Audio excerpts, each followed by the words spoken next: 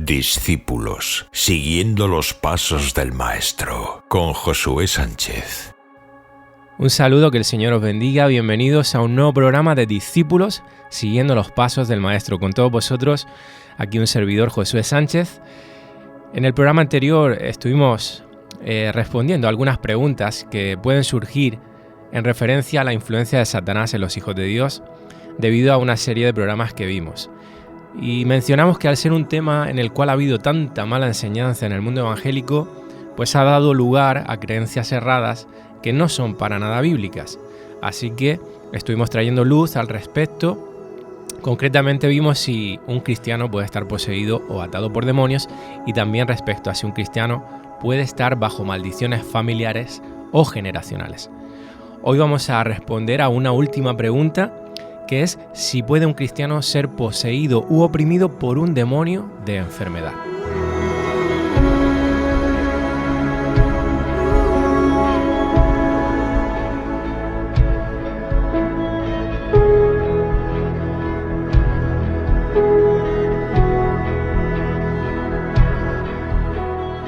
Antes de empezar respondiendo a esta pregunta que hemos formulado, haríamos bien en partir de una base que es clave para poder llegar a una respuesta correcta. En primer lugar, es necesario dejar claro que Dios no ha prometido que viviremos en este mundo sin enfermedad y aflicción. Al contrario, Él nos llama a confiar en Él en medio de las aflicciones del tiempo presente. Jesús dijo: en este mundo tendréis aflicción. Yo creo que es bastante claro aquí el Señor Jesús, y esto obviamente debido a la entrada del pecado en el mundo. Cuando Adán y Eva desobedecen en el huerto del Edén, una de las maneras en que esa aflicción se pone de manifiesto para el ser humano es a través de la enfermedad. Nadie está exento de enfermarse en algún momento, o incluso de vivir enfermo toda una vida. Mira, no importa aquí cuán buen cristiano seamos o cuánta fe tengamos, nadie está exento. Por el pecado entró la muerte y por ende entró la enfermedad. Una segunda cosa muy importante es saber diferenciar el origen particular de las diferentes enfermedades que padecemos a lo largo de nuestras vidas, porque muchas veces caemos en el error y en el simplismo de catalogar a toda enfermedad que padecemos o que padecen los demás como espíritus de enfermedad. Por eso es que en nuestras oraciones andamos reprendiendo a toda espíritu de gripe, de coronavirus, de cáncer, por poner algunos ejemplos. Realmente hay diversas causas que originan las enfermedades. Yo quiero mencionar, o englobar de alguna manera esas causas, aunque seguramente me deje alguna por ahí en el tintero, pero he querido aunar las causas principales de las enfermedades. En primer lugar, nos encontramos con enfermedades congénitas o hereditarias, es decir, enfermedades que heredamos en nuestro ADN, que recibimos de nuestros padres, como puede ser una amigdalitis, una alergia, un desvío de la columna vertebral, un cáncer de páncreas, por poner algunos ejemplos. En segundo lugar, tenemos problemas físicos o enfermedades que son consecuencia directa de nuestros excesos. Por ejemplo, el que bebe mucho alcohol se va a destrozar el hígado. El que carga mucho peso sin llevar cuidado se va a hacer polvo a la espalda. El que fuma mucho se destrozará los pulmones. En tercer lugar, están aquellas enfermedades causadas por nuestra falta de vida saludable, es decir, malos hábitos a la hora de dormir, vida muy sedentaria, falta de ejercicio, una mala alimentación, y estas suelen ser una de las grandes causas de muchas de las enfermedades más comunes. Y aquí obviamente nos toca ser responsables y ponernos las pilas. ¿De qué nos sirve orar por estas enfermedades si luego nosotros no hacemos lo que tenemos que hacer? Hay más, tenemos aquellas enfermedades causadas por contagio o por infección de virus, bacterias, etcétera, como por ejemplo el coronavirus que estamos viviendo en la actualidad. Pero también tenemos el propio deterioro que con el paso del tiempo sufre nuestro cuerpo y nuestro organismo. Todos los cuerpos, por mucho que nos cuidemos, se deterioran. Cada segundo que pasa estamos muriendo un poquito más. Aunque suene un poco duro, pero es la realidad. Y ese deterioro natural del organismo en ocasiones se manifiesta en diversas enfermedades, con irregularidades, trastornos, enfermedades. Hay veces que uno tiene las defensas bajas. Es decir, el mismo cuerpo sufre en diversas formas el paso del tiempo. Algo parecido a lo que les pasa a los coches a las máquinas que por mucho que los mantengas, pues se van rompiendo y el motor antes o después dirá que ya no quiere seguir funcionando. Es decir, este cuerpo que tenemos ya de por sí está enfermo por el pecado y antes o después dejará de funcionar. Ahora bien, hay una última causa que por supuesto no podemos ignorar y que encontramos en la Biblia, y es el hecho de que a veces la enfermedad es traída por Satanás. Vamos a ver algún ejemplo bíblico, pero ¿por qué menciono esto? ¿Por qué he hablado de las causas o el origen de las enfermedades que padecemos? Porque no podemos caer, como digo, en el simplismo de atribuirle a Satanás la causa de todas las enfermedades que padecemos. Hay un montón de causas que generan enfermedades en nuestros cuerpos, en nuestros organismos, y podría ser un porcentaje mínimo el hecho de que Satanás esté trayendo enfermedad al ser humano, ¿no? Entonces quiero ver algunos ejemplos bíblicos porque quiero profundizar un poquito en esto para poder dar respuesta a la pregunta que hemos formulado al principio. Fíjate lo que dice Lucas 11:14. Dice: Jesús estaba expulsando a un demonio mudo de un hombre que no podía hablar. Tan pronto como el demonio salió, el hombre empezó a hablar y la multitud se asombró. Es decir, este hombre no podía hablar debido a un demonio que lo mantenía enfermo, había posesión demoníaca en él, así que está muy claro de que esto puede suceder, está clarísimo. Pero quiero que veamos otro ejemplo en el que también hace alusión a Satanás como el causante de la enfermedad en una persona, en concreto en una mujer, pero con matices diferentes. La historia se encuentra en Lucas 13, versículos 10 al 16, lo he querido leer en la traducción lenguaje actual porque la Reina Valera aquí no es muy acertada la traducción. Cuando tú vas al interlineal en griego te das cuenta de que no ha sido muy bien traducida. Dice: un sábado Jesús estaba enseñando en una sinagoga. Allí había una mujer que tenía 18 años de estar jorobada. Un espíritu malo la había dejado así. Fíjate en este detalle, la había dejado así y no podía enderezarse para nada. Cuando Jesús la vio, la llamó y le dijo: mujer, quedas libre de tu enfermedad. Otro detalle aquí, de tu enfermedad, no dice de espíritu o de demonio.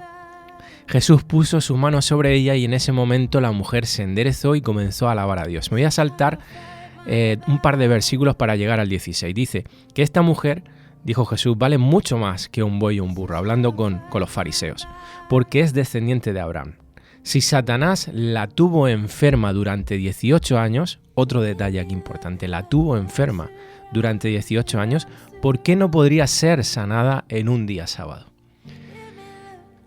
En este caso no estamos viendo una liberación demoníaca, no nos confundamos, estamos viendo una liberación de la enfermedad. Esta mujer había sido esclava a esa enfermedad, es decir, ella no podía enderezarse.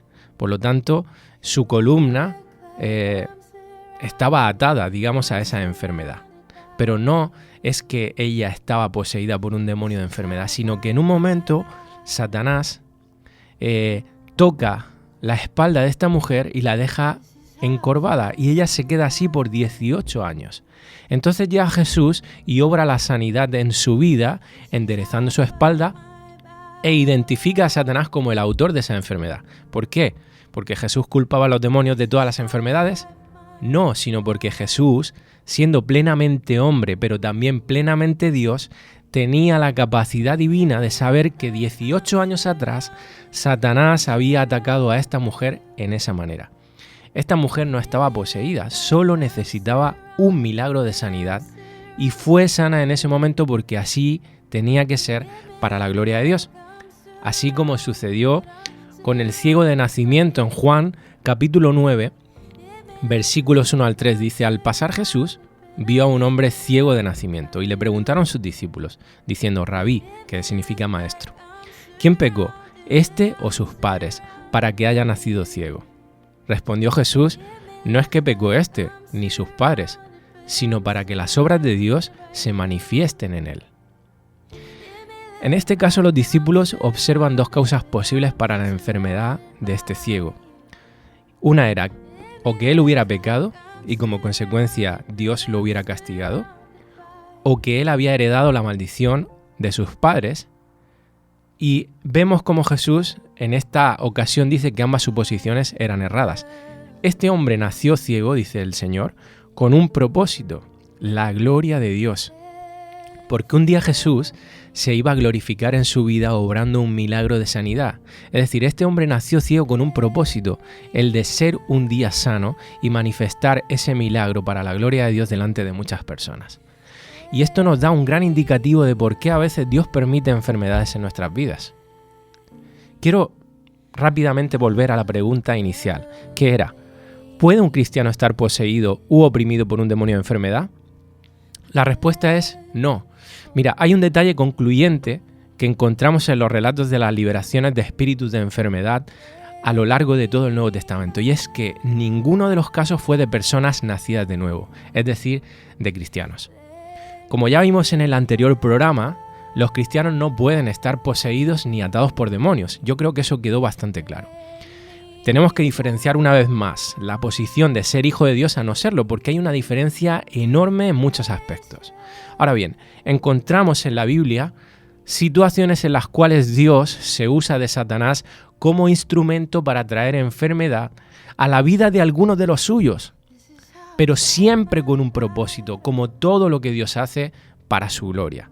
Esto nos puede romper la cabeza un poquito, pero es lo que la Biblia nos enseña y nos muestra. Vamos a ver un ejemplo de esto yendo al personaje de Pablo. En 2 Corintios 12, 7 al 10 dice: para que la grandeza de las revelaciones no me exaltase desmedidamente, es decir, para que no me enorgulleciese por todo el conocimiento que tengo, me fue dado un aguijón en mi carne, un mensajero de Satanás que me abofetee, para que no me enaltezca sobremanera. Respecto a lo cual 3 veces he rogado al Señor que lo quite de mí. Y me ha dicho: bástate mi gracia, porque mi poder se perfecciona en la debilidad.